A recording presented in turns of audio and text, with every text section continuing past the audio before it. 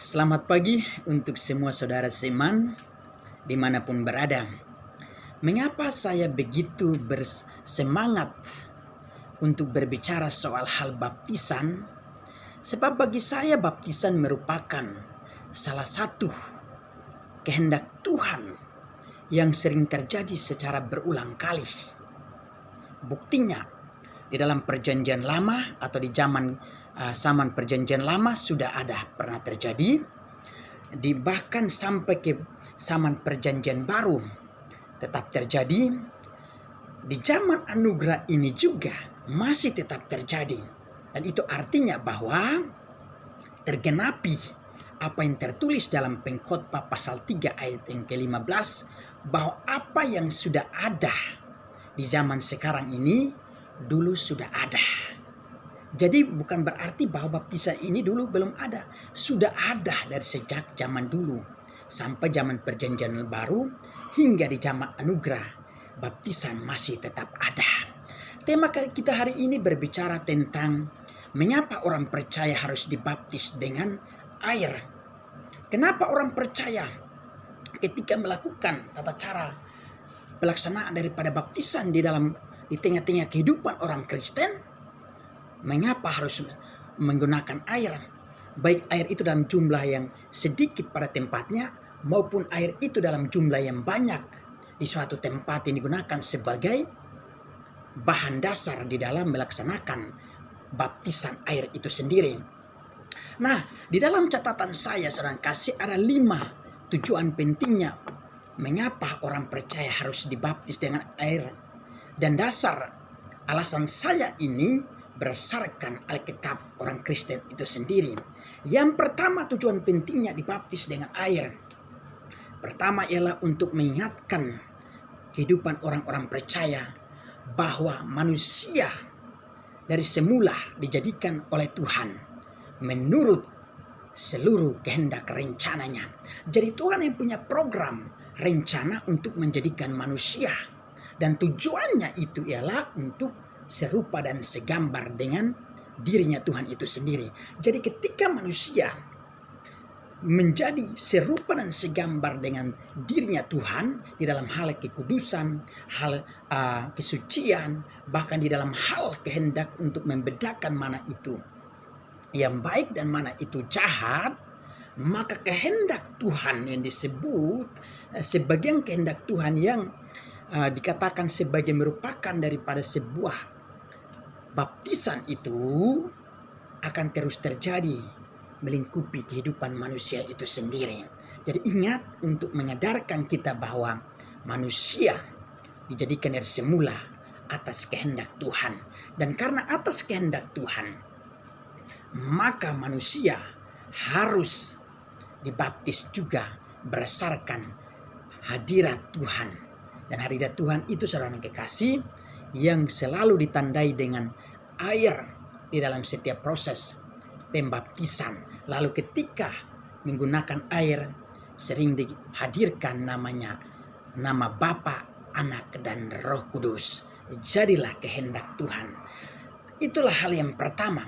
Hal yang kedua, mengapa orang percaya harus dibaptis dengan air? Untuk membuktikan kepada seluruh kehidupan orang percaya bahwa dari semula ketika Tuhan menjadikan manusia, bahan dasarnya yang digunakan ialah debu tanah. Tetapi ingat, ini berdasarkan tulisan Kejadian pasal 2 ayat 4 sampai ayat yang ke-7. Tetapi sebelum peristiwa ini, Tuhan membentuk manusia dari debu tanah. Pada waktu itu terjadi sebuah peristiwa yang dimana sebuah kabut naik ke atas bumi dan membasahi seluruh bumi.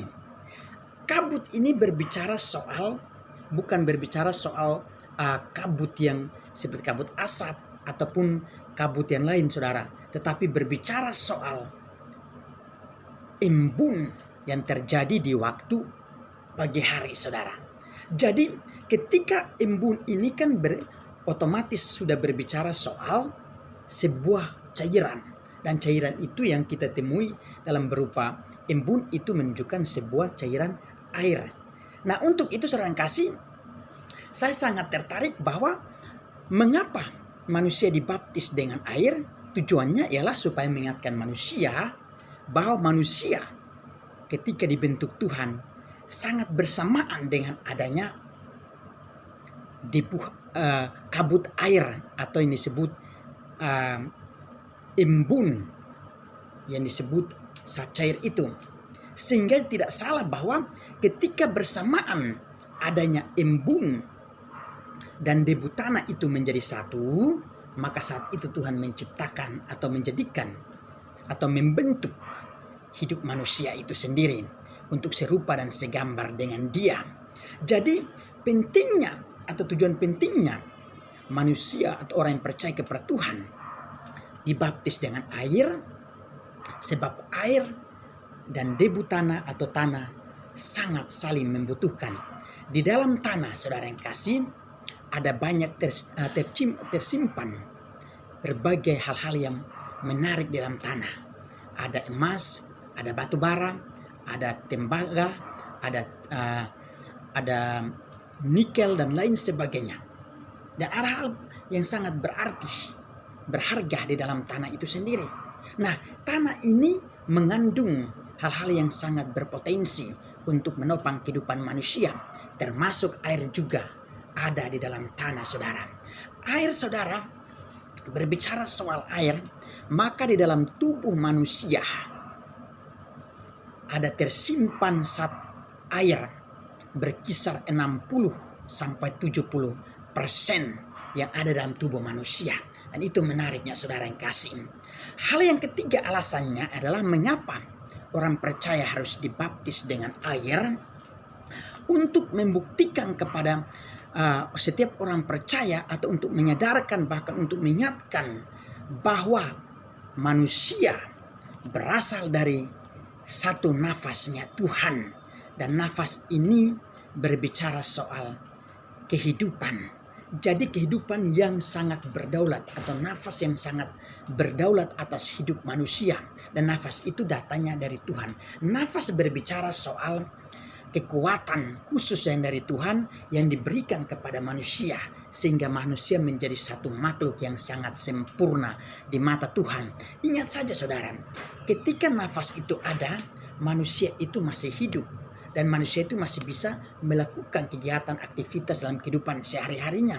Tetapi ketika nafas itu sudah terhenti, maka manusia itu sudah tidak bisa melakukan apapun, dan menafas itu akan kembali kepada Tuhan, sebab dia merupakan sebuah kekuatan khusus yang berasal dari Tuhan, maka dia juga akan kembali kepada Tuhan.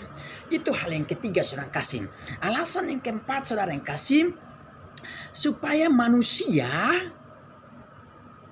memiliki satu pengakuan secara bersama di hadapan Tuhan. Jadi tujuan kita sebagai orang percaya dibaptis dengan air ialah supaya kita memiliki satu pengakuan yang sama di hadapan Tuhan, yaitu bahwa kita memiliki satu Tuhan, satu iman, dan kita punya satu baptisan, yaitu baptisan yang disebut hadirat Tuhan yang seutuhnya yang harus terjadi dalam kehidupan manusia. Dan itu hal yang keempat, saudara. Hal yang kelima, saudara yang kasih, mengapa orang-orang percaya harus dibaptis dengan air? Supaya menunjukkan kepada manusia bahwa hasil karya Tuhan yang sangat berkelanjutan di dalam hidup manusia adalah potensi-potensi yang ada dalam hidup manusia yang sudah dikaruniakan Tuhan di dalam diri setiap orang. Nah, saudara kekasih, ketika manusia menjadi hasil karyanya Tuhan, maka manusia mempunyai ciri tersendiri: berkembang, bertumbuh secara subur. Dan kenapa bisa bertumbuh secara subur? Seperti tadi alasan yang kedua saya katakan, manusia diciptakan atau dijadikan atau dibentuk dari tanah. Tetapi tanah itu sangat membutuhkan air untuk menjadi tanah yang subur. Demikian juga mengapa orang Kristen harus dibaptis dengan air, supaya dia bisa dapat bertumbuh dengan subur mengalah kehendak Tuhan, dan lebih khususnya supaya kehidupan manusia itu setelah dibaptis dengan air, dia benar-benar ingin bertobat dan bertumbuh imannya di hadapan Tuhan dengan secara benar. Sebab apa? Tidak semua orang yang melakukan tata cara baptisan di gereja, kalau tanpa dia bertobat, maka tata cara baptisan dilakukan di gereja adalah sia-sia. Tetapi benar-benar dia menyadari bahwa hidupnya setelah dibaptis dengan air, dan dia benar-benar sadar untuk bertobat dengan sungguh-sungguh, maka hidupnya itu sangat berguna dan bertumbuh menjadi orang yang berguna di hadapan Tuhan. Di dalam nama Yesus, kiranya materi ini menjadi berkat bagi kita semua. Haleluya. Amin.